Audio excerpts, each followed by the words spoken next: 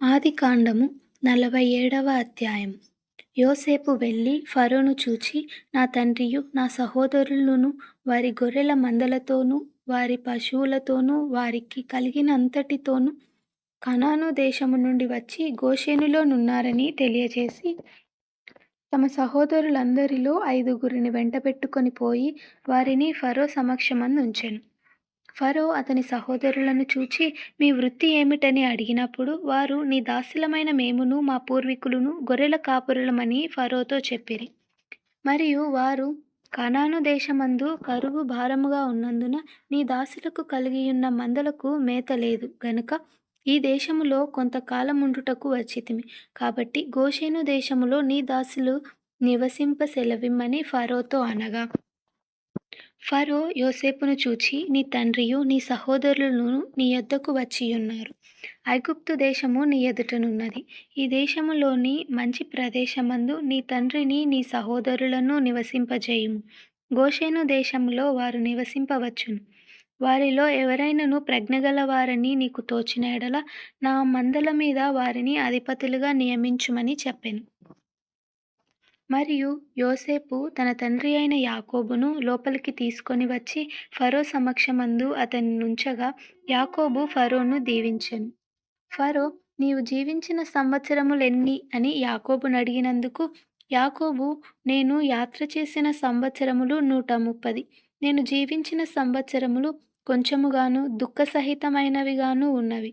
అవి నా పితరులు యాత్ర చేసిన దినములలో వారు జీవించిన సంవత్సరములన్నీ కాలేదని ఫరోతో చెప్పి, ఫరోను దీవించి ఫరో ఎదుట నుండి వెళ్ళిపోయెను.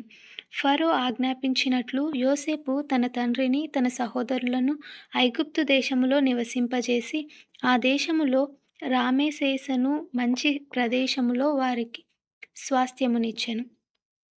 మరియు యోసేపు తన తండ్రిని తన సహోదరులను తన ఇంటి కుటుంబపు వారందరినీ వారి వారి పిల్లల లెక్క చొప్పున వారికి ఆహారం ఇచ్చి సంరక్షించెను. కరువు మిక్కిలి భారమైనందున ఆ దేశమంతటను ఆహారము లేకపోయెను. కరువు వలన ఐగుప్తు దేశమును కనాను దేశమును క్షీణించెను. వచ్చిన వారికి ధాన్యమమ్ముట వలన ఐగుప్తు దేశములోను కనాను దేశములోను దొరికిన ద్రవ్యమంతా యోసేపు సమకూర్చెను. ఆ ద్రవ్యమంతటిని యోసేపు ఫరో నగరులోనికి తెప్పించెను. ఐగుప్తు దేశమందును కనాను దేశమందును ద్రవ్యము వ్యయమైన తరువాత ఐగుప్తులందరూ యోసేపు నొద్దకు వచ్చి, మాకు ఆహారం ఇప్పించుము, నీ సముఖమందు మేమేల చావవలెను, ద్రవ్యము వ్యయమైనది గదా అనిరి. ఇందుకు యోసేపు, మీ పశువులను ఇయ్యుడి, ద్రవ్యము వ్యయమైపోయిన ఎడల మీ పశువులకు ప్రతిగా నేను మీకు ధాన్యం ఇచ్చేదనని చెప్పెను. కాబట్టి వారు తమ పశువులను యోసేపు నొద్దకు తీసుకొని వచ్చిరి. యోసేపు గుర్రములను, గొర్రెల మందలను, పశువుల మందలను, గాడిదలను తీసుకొని వారికి ఆహారం ఇచ్చెను. ఆ సంవత్సరమందు వారి మందలన్నిటికీ ప్రతిగా అతడు వారికి ఆహారమిచ్చి సంరక్షించెను. ఆ సంవత్సరము గతించిన తరువాత 2వ సంవత్సరమున వారు అతని యొద్దకు వచ్చి, ఇది మా ఏలినవానికి మరువు చేయము, ద్రవ్యము వ్యయమైపోయెను, పశువుల మందలును ఏలినవారి వశమాయెను. ఇప్పుడు మా దేహములను మా పొలములను తప్ప మరి ఏమియు ఏలినవారి సముఖమున మిగిలియుండలేదు.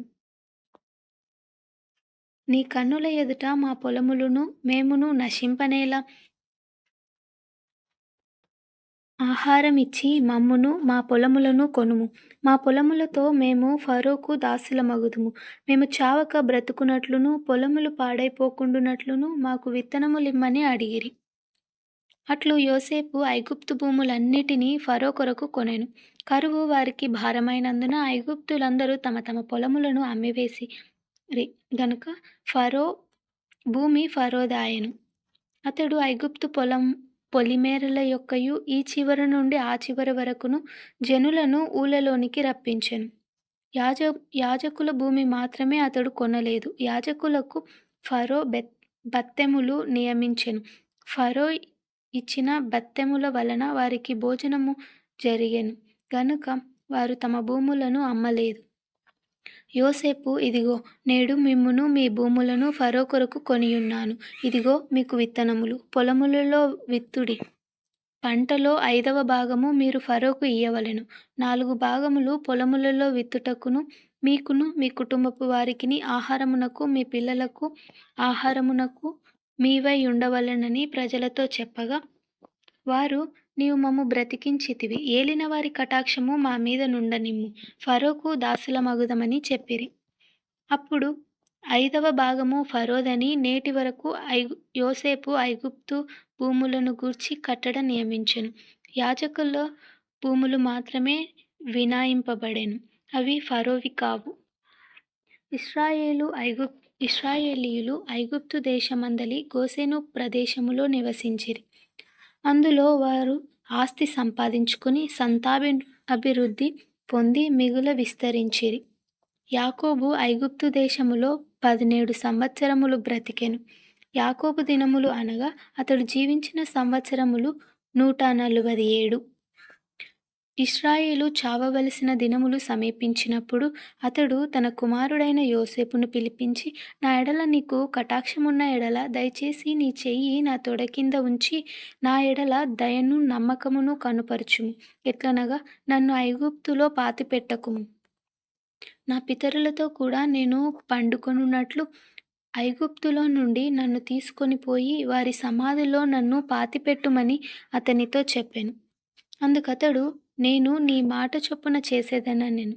మరియు అతడు నాతో ప్రమాణము చేయుమన్నప్పుడు యోసేపు అతనితో ప్రమాణము చేసెను.